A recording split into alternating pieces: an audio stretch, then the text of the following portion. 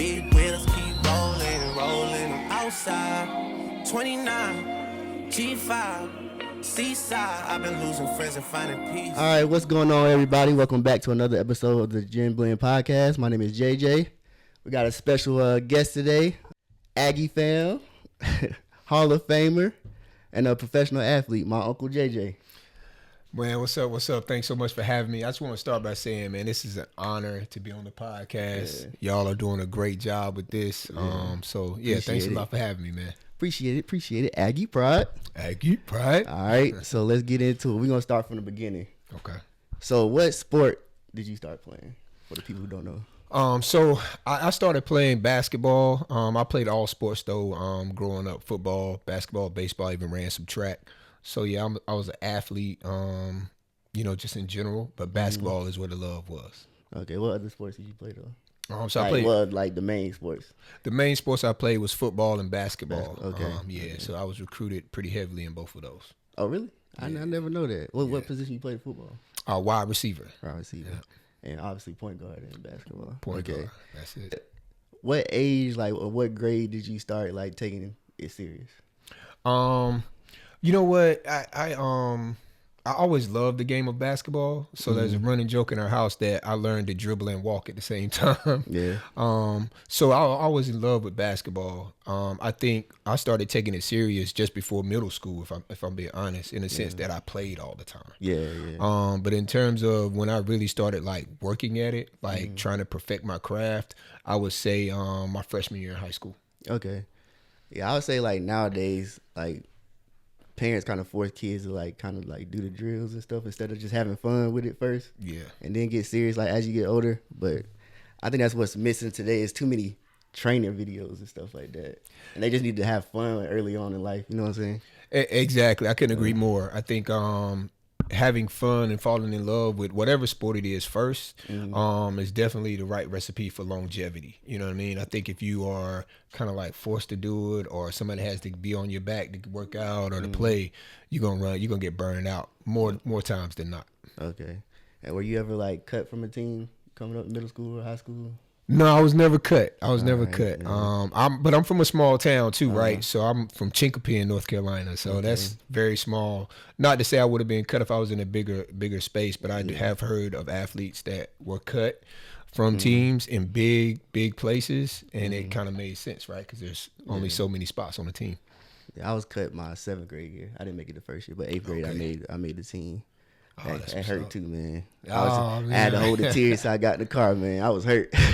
I know, man, but you had to build some resilience, right? Some perseverance. I think, for me, though, it was more of the coach, because the coach was the soccer coach. We didn't really have a basketball coach, and he took on to be in basketball. Know what he was doing, I'm bro, I'm better than the dudes that you picked. Right. But, yeah, and then also, I wasn't as aggressive 7th grade year either. So yeah, sometimes being passive can kind of make it seem like you can't play as good as you are. So then the 8th grade, the basketball coach was assistant coach of football, and I played football too. I played wide receiver, and I used that relationship with him to kind of help me get on there. Then we had a couple open gyms, and he saw me play, and I started off on the bench. Okay. So then one game we was losing one game, and he was putting people in.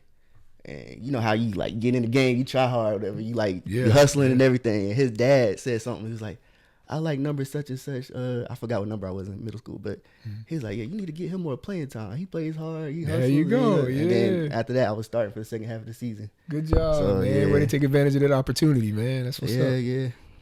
You always gotta hustle when you're out there and play. Give it your all. That's it. So were you a highly recruited athlete in high school? No, I wasn't. I wasn't a highly recruited athlete. Not necessarily because I didn't have the game, you know what I mean? Because I was good, but I was from a small area, right? So I was from a 2A high school. So for me, I wasn't really recruited at all until the summer before my senior year, for real. So we had a new coach come in my sophomore year. And when he came in, he kind of changed things around because the coaches before that were kind of in the same type of this is how we're going to do it type of thing where, freshmen wouldn't play over sophomores, even if they were better, you know, that type of thing, right? But when the new coach came in, he just kind of was objective, right? And he had a different eye view at things. So he started taking us to these camps. Like we went to UNCG in Greensboro for team camp. And it was like 400 teams there, right? And that's where I kind of really started getting notarized because I was killing in the camps. Wow. And like people were like, oh, wow. As a sophomore? So as a sophomore and a junior. So we went my sophomore year, we went my junior year, and then well, you know, my senior year I was going to college at that point. But yeah, my junior year was the year that really kind of catapulted me on the scene in terms of recruitment is concerned. I'm sure you remember Julius Peppers, or you remember Julius Peppers. Panthers. Yeah. He was playing at the same team camp that we were. Okay. And man, you know, I never told him this story either, man. But like he was playing on the main court, and there was a lot of coaches there to see him play. And we were playing on the other court. His team was blowing whoever they were playing out, right? So I mean, I was playing on the next court over, and it was a tight game. And our leading scorer that game got kicked out for some reason. I can't remember exactly what it was, but at the beginning of the game, he got kicked out. So my team kind of came to me and was like, man, you gotta play if we're gonna win. You know what I'm saying? So long story short, man, I ended up scoring like 43 points that game. And like all the coaches. Yeah. So you know, all the coaches kind of like turned over and saw me and was like, yo, who's this kid? Yeah. And that camp got me invited to the Reebok camp. The Reebok camp got me invited to the Nike camp, because back then that's how it was. It's a little bit different than now. So that's kind of how I got on the scene. Yeah, true. I went to the Reebok like invitational thing to try to get invited to the camp. I didn't make it though. Nah, it was a competition. It was a good experience though. I remember the Raleigh one was good for me also because I was really excited about that. Because the number one player in the country was a point guard at the time, and he was supposed to be at the camp. And the first game that we were playing, I was going against him. Oh, okay. Right, and like for me, man, I worked harder than everybody. You know what I'm saying? So like I was like, I know I'm as good as anybody because I work harder than everybody. Yeah, that confidence. Exactly. That, you know, that confidence comes from that work ethic. So, but needless to say, he broke his wrist the night before the camp. Ah, dang. But I'm glad that happened though. I'll tell you why. Right? So because he broke his hand or wrist or whatever it was the night before the camp, nobody knew that he wasn't coming. So the coaches still came. You know what I'm saying? Yeah. So, man, I destroyed that camp too. And yeah, man, rest is history. Okay. What was your, because you said you scored 43 points that one game. So what was your stats like in high school? Like, you know what? I had average stats. I mean, well, average. I mean, you know what I mean? They weren't average, but I'm saying like, so my senior year, I think I averaged 18 points, 6 or 7 assists, like 4 steals. But I was a point guard. Like I ran the team. Like I made sure we won games. I defended. Like the coach that recruited me at A&T, Bill Pope, I remember him coming to our practice, and he sat down, told me at practice, he's like, look, you do everything that we need a point guard to do. Yeah, so, you know, that's kind of what I did. I mean, I could have averaged, I think, if I really wanted to, I could have averaged 25 or better because I could have been just out there gunning. You know what I'm saying? And I was an efficient player, too, so that really helped. Yeah. I actually averaged 25 one year. That's what's up. But I low-key kind of had to a little bit. Just because your team, right? I get it. Some people would call me a ball hog, but I did what I had to do. Cause, I think that goes with your responsibilities, right? Like people who don't know the game may think you're a ball hog, but I think if you're the main player, it's your responsibility to do what the team needs to get wins. Yeah. So I rock with that, bro. Get buckets. I think I talked about it last episode with Kerry. He came too. He was covering the game. Okay. And I had 20 points in the first half. Ooh, that's what's up. The second half I only had 5. Oh, you got to keep going. The coach that told me something. He said something as far as like being a little bit less aggressive and stop like. Cause I guess I was doing too many risky stuff. Oh, but I was hot. Like you got the hot hand. You know, you just throwing stuff. You just throwing stuff. Well, I got most of my stuff off of like fast breaks and then like little floaters in the lane and stuff like that. But right. Yeah, and we lost that game too. As soon as I started scoring, I was like, we was playing Raleigh Charter. Oh yeah, man. I know y'all wanted to get that one. Yeah, but Yeah, 18 ain't too bad though. That's pretty good. No, it's not. It's not. So I finished ranked 16th out of the top 100 players in North Carolina my senior year. So See, man, and you I'll ranked. live with that. Yeah, I'll live But with that all y'all day. how's the competition around in the back then? No, we had some really good players. Even in our conference, which was a 2A conference, we had 3 or 4 players that end up going to college to play ball. Right? Okay. And then we had a school called Clinton in our conference.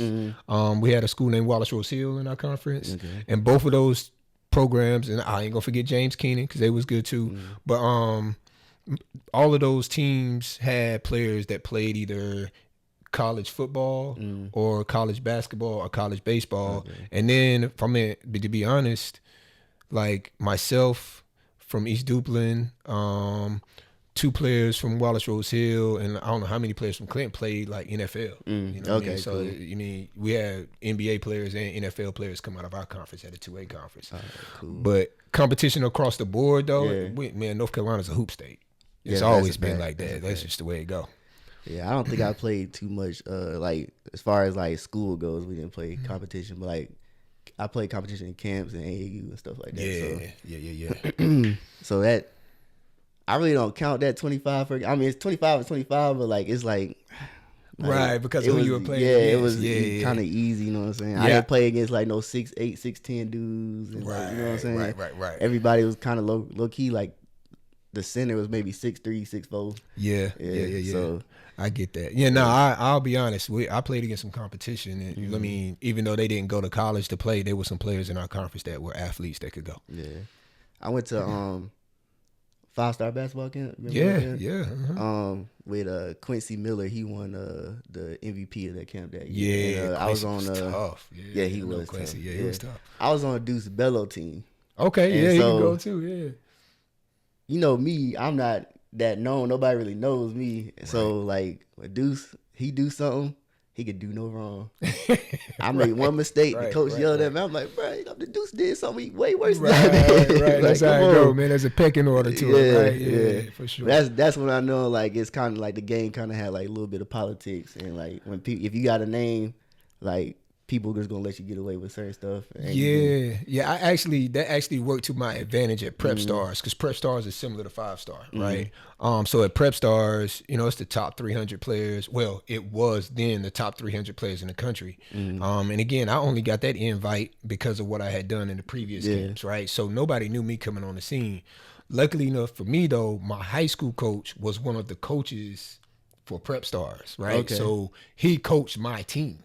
Oh, so that helps. Yeah, so like he knew I could play. Yeah. He put the ball in my hands. And then I was playing against I'll never forget, like there was players that was ranked top 50 in the country, top 40 in the country, and I was killing them all, bro.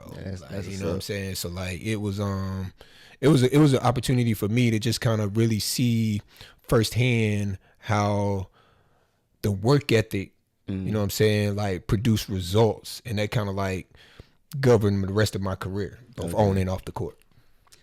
Were you ever like judged, like, you know how they say don't judge a book by its cover? Like, did people look at you like, man, can you hoop? Or Oh yeah, for sure. And in Prep Stars, right? Like because when I went to Prep Stars, first of all, like I was 5'10", 5'11", 145, 155 pounds, right? There's a million players that size, right? Yeah, You know what I'm exactly, saying? yeah. So coming into Prep Stars, nobody knew who I was. So like everybody was like, nah, he can't hoop. Because I was standing right beside, you know what I'm saying, like somebody that was ranked top 10. And for me, that was like motivation. You know what I'm saying? Because I was like, yeah, I'm going to show y'all who I am. Facts, like when I leave this camp, y'all going to know who Yeah. JJ Miller is, right? And that's what happened. That's what's up.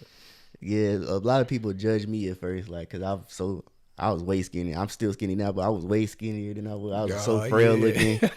I was probably about 5'9", 5'10" in high school. I never grew up. My dad's 6'8", so when I went to 5-star, I had a couple coaches from like prep schools trying to get me to transfer to go over there, reclass, whatever. Yeah. But they thought that I was gonna get my dad get like an amazing like growth spurt or something. So I'm kind of, they probably glad I never came. My dad forgot to fill out like the financial aid and stuff like that. So I think that would have been a good look for you. You know what I'm saying? I think like getting another year under your belt. Like I had the opportunity to go play, but if I'm being honest, like I'm glad I didn't. I'll just say that. Yeah. Because I really didn't want to be away from home in the setting, because I was gonna go to Fort Union. Yeah. And that's a military school. Oh, and yeah, I didn't really want to go through all of that to do it. Plus I already had some looks. Yeah. I didn't So want to like, leave home either. I think I can't remember if it was in South Carolina or Virginia. It was one of the neighboring states, but it was far away from. I would have to stay there. You know what I'm saying?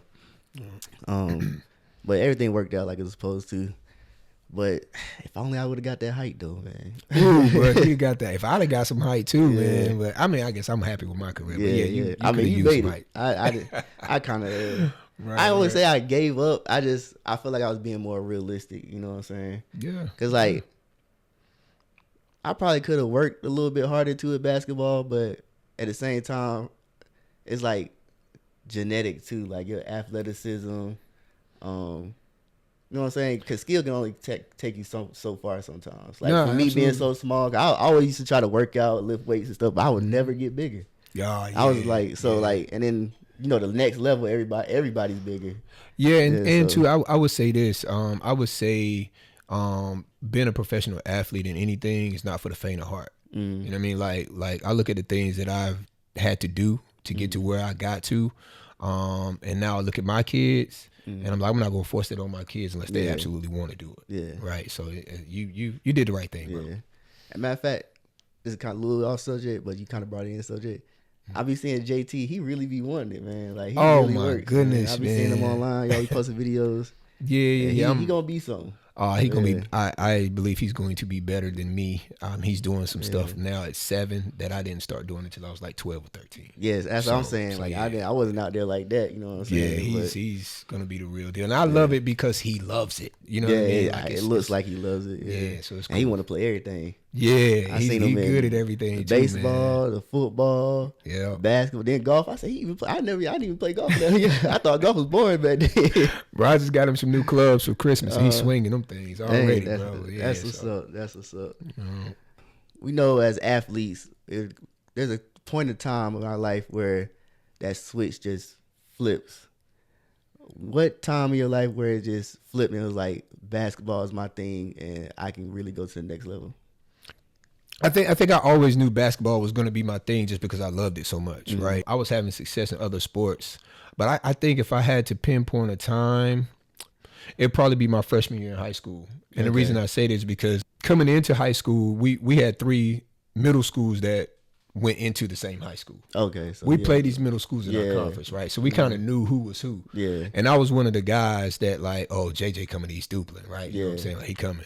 But my freshman year, I made every team and I played, but I didn't play as much as I wanted to play. Yeah. And a lot of it was not because I wasn't good enough. It was because like of the way things were. Like a freshman ain't gonna play over a sophomore and you know what I'm saying? That type of thing. And it really frustrated me. And I was like, you know what? I'm getting ready to not only work so that I'm gonna play, I'm getting ready to work so I can separate myself from everybody else. You know what I mean? So I made a commitment to myself that I was gonna put in whatever work it took to be able to make it to the next level because I knew I wanted to play college ball. Yeah. And where I'm from, that's not realistic. You know what I'm saying? Yeah. So, man, I remember asking my mom and dad for one of those little weight sets that you could put in your room. Yeah. They got it for me. So I started working I worked, man, tirelessly and unapologetically, right? Like, and when I say unapologetically, what I mean is I was getting picked on by my other classmates, teammates, people, because like there's a process where you're working hard, but you don't necessarily see the results yet, right? Yeah. So the players that were better than me, even though I was like, they knew I was lifting weights. They knew I was running. They knew I was going to the park and shooting free throws, right? But they were still beating me. Yeah. Or they were still like winning 21 or something like that. And they just be like, man, you doing all that work. You ain't even I'm still beating you. I'm still beating. And like, bro, I just said, you know what? I made a commitment to do this, and this is what I'm going to do. You stuck to it. And they don't even understand. That motivated me even more because, like, I go back to the park again, or I go lift weights again. You know what I'm saying? And so after my freshman year, I came back my sophomore year, and like 2 weeks into the season, I'm dominating on JV, right? In football right now I'm talking about. So my coach calls me in his office, and he was like, go get your stuff. Shoulder pads, helmet, everything you got in there, go get it. And I was like, man, what I Sound do? like you about to get kicked off the team. I was getting kicked off the team. You know what I'm Yeah. saying? Like, what I do, man? He was like, you ain't do nothing. I said, no. I said, I ain't do nothing. And he was like, nah, you doing everything. JV's not for you. You need to be on our team on varsity. You know what I'm saying? Yeah. So, the assistant coach, because we had a lot of really good athletes that were upperclassmen, right? So I was the cat that, like, even though I knew I was good, I was still staying in my place, right? Like, I still wasn't, like, you know what I mean, talking junk or like acting like I was, you know, because this is not who I am, for one. I remember when I went in the locker room, the coach put some tape on the locker, and he put my name on it, and he was like, this is J.J. Miller locker. Oh, dang. Right, like to put a stamp that, you know, I belong in this locker room. Yeah. He part of our team. Yeah. And like the same thing happened in basketball, because that's the same year that the new coach came in basketball. And man, I made the varsity team as a sophomore in basketball. Yeah. But there was a senior point guard and there was a junior point guard. There was a junior guard that played the two, but was gonna play some point too. So the coach was like, look, man, you're good enough to be on this team, but there's no need for us to split time 3 ways. Yeah. You go back down to JV, you're gonna play, you know what I'm saying, as much as you want. Okay. But it was the moment after that. So after the season, we started playing in PE, and I was in PE with all the upperclassmen. Yeah. And my coach was also the PE teacher. Yeah. So And he played with us, Yeah. right? And I just started dominating, man. I mean, everybody. So to me, that's the thing that kind of changed, because I was like, all right, I'm seeing direct results from the work that I put in. You know what I'm saying? Yeah. So now it's like, all right, boom, that's going to make me work even harder, because I can see that, you know, it was kind of like, and I don't want to be cliche, but it was kind of like most people think life happens to them. Most people think that you just got to deal with what life is giving you. Yeah. But in that sense, it was almost like, nah, I kind of got some control over what life gonna give me. If I work hard at this and get good as I know I can be, I can kind of like make my own way. Yeah. And that's kind of like what changed things for me. Yeah, it's like you worked hard with the eyes on you and with eyes off of you. Behind the scenes, you were still putting in that same work. Exactly. Yep. That's what's up. Yeah, I don't know, man. Do you think I was a hard worker? Yeah, I think you were a hard worker. I think I didn't work hard enough. I think that, but here's the thing. I think that for me, it was a situation where not only did I knew I needed to work hard, because it was a necessity for me. I wasn't 6'8", I wasn't big, I wasn't jumping over anybody. So it was a necessity that I had to work hard in order to be able to be good. Yeah. But I also wanted to work hard, right? Like, and the stuff I did, and we'll get to this a little bit more because we're going to talk about, you know, college in it. But like some of the stuff I did was like things that nobody would do because they don't think they have to. And then nobody would stick to it, right? Like I used to do stuff like make 20 shots in a spot, but I'll make 10 and then run a full suicide as fast as I can and then go right back to that same spot and have to make 10 in a row, right? And I was the type that if I made 9 out of 10, I'm doing that spot over, right? Like, and I think that's the type of thing that separates, you know, the great players, you know. That's one thing I did hate too is like conditioning type of stuff. Like I just run and gun, and if I get tired, I get tired. But I think that's what, like, again, you know, when you get to like higher levels, you get the separation is so small that you really have to like figure out ways to do that. Yeah, I think too in my generation, it was a lot more distractions. Like, true. That's with every generation too. Like even now with my kids and with JT, it's harder now, in my opinion. And we'll talk about that maybe, I don't know, but it's harder in my opinion now for athletes than it's ever been. Because my generation is like the start of like social media. Right. So like we had MySpace in high school. So we had then Facebook came. And then we had like the video games started getting better and the more addicting. Yeah. Then you hit puberty, you want to talk to girls and stuff like that. Right, so right. I think. And see, I'm from the area, and it's just Gen Blend podcast, right? I'm a Gen Xer. I meant to say that. I meant to say that in the beginning. Gen X. Yeah. So like, man, we had house phones. Oh yeah. Right. Yeah. And like we were talking on the phone, our parents could pick up the phone and be like, hey, get off this phone. You know what I'm saying? Like, so yeah, man, I was able to be a lot more focused just because of those types of things too. And you you grew up in like, I guess you would say the country, right? Oh, So, country. Yeah. Yeah. Like tobacco fields, corn Yeah, fields, yeah. all that type of stuff. So like, I used to run up and down you probably don't even know what I'm saying, but the cornfields had roads, right? I used to run up and down the high part of the roads to build my leg strength. Oh, dang. With ankle weights, you know. So it's just like stuff like that, you know, I did that was like, yo, I know you ain't better than me when I step on this court, right? You know, there was a time in my life where it didn't matter what court I stepped on, I knew I was the best player on it. Okay. You know what I'm saying? So yeah. Yeah, I was a suburban kid, so I had too many distractions. Movies and clothes, stuff like that. Yeah. So, yeah. But you did work though. I don't want to say you didn't work. Like you did, and the work that you did, like, and this is the thing, like, work is never wasted in my opinion, right? Like the work that you did, the commitment and dedication that you had, like that spills over into other areas of your life, right? That's why you're successful now. Yeah, you know what I mean. So yeah, you did work though. Yeah, cool. And I was a team captain, so that kind of helped with my leadership skills a little bit. Yep.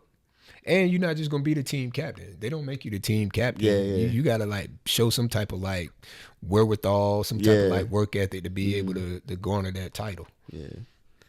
I don't know, cause like at Clayton, I only went to Clayton for like one semester my freshman year, and I made the team there. But like,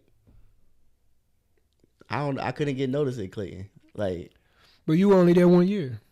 Yeah. Like if you really only took 1 year out of my high school, depending on what year you took, I might not have been, you know what I'm saying, noticed either. You know what I'm saying? Like, cause my freshman year, I was on the court, but I wasn't like, wow. See, so a lot of time I won't even on JV, I won't even touch the court. So I was like, dang, like, cause like we went to Campbell University for the summer camp. Yeah. So I was getting run there, but then when the school year started, like, I don't know what happened. I just wasn't playing. And then I had got in trouble at school, so I got suspended for like a week or two. See, that's another. That's because then when I came back, and the coach was honest with me, he was like, "Man, since you came back, like you ain't good. Like you kind of failed, dropped down." I was like, "Dang."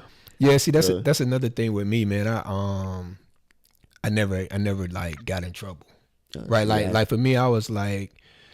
And that's why I say it's a blessing that I kind of knew what I wanted to do at an early age. You know what I'm saying? Like I was an outstanding senior at my high school, and what that means is, you know, you have to be academically excellent, right? So you have to have like I think it was like a 3.8 GPA. But not only that, you could never have gotten in trouble. Like you could never have gotten sent to like ALS or detention or anything like that. Now you know. Your granddad didn't play. Like your daddy wasn't playing, you know what I'm saying? So I wasn't getting in trouble anyway, just because of that.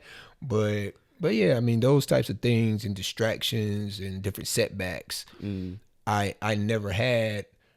Number one, because I tried to be a good kid, but more importantly, I knew I couldn't do that. Yeah. Like if anything like that working against me, I wasn't gonna make it because I wasn't. Like I said, I wasn't LeBron. Yeah. For the most part, I was a good kid. It was just every now and then I have them slip ups where, you know what I'm saying? Yeah. Nah, it's you being the youth, right? Yeah, youth age. So when I transferred to a charter school named Eastwick Academy in Zebulon. Yep. My friends pick up me all the time, like, man, you went to a fake school. Like, what was this? But nah.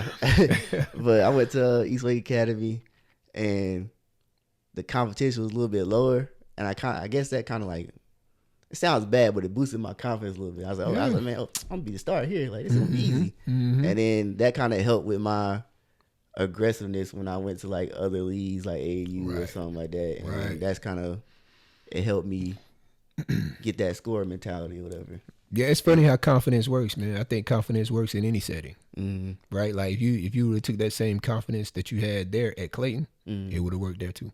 Okay, cool. You know what I'm saying?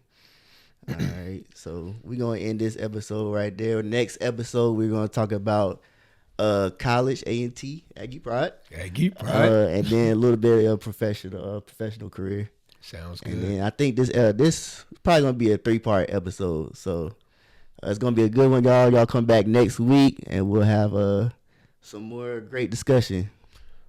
All right, sounds good. I look forward to it. See y'all. If I ever heard one, and I'm still here outside. Front line, south side, I've been losing friends and finding peace. Honestly, that sound like a fair trade to me. Look, don't invite me over if you throw another pretty party. Looking back. back, it's hard to tell you where I started. I don't know who loved me, but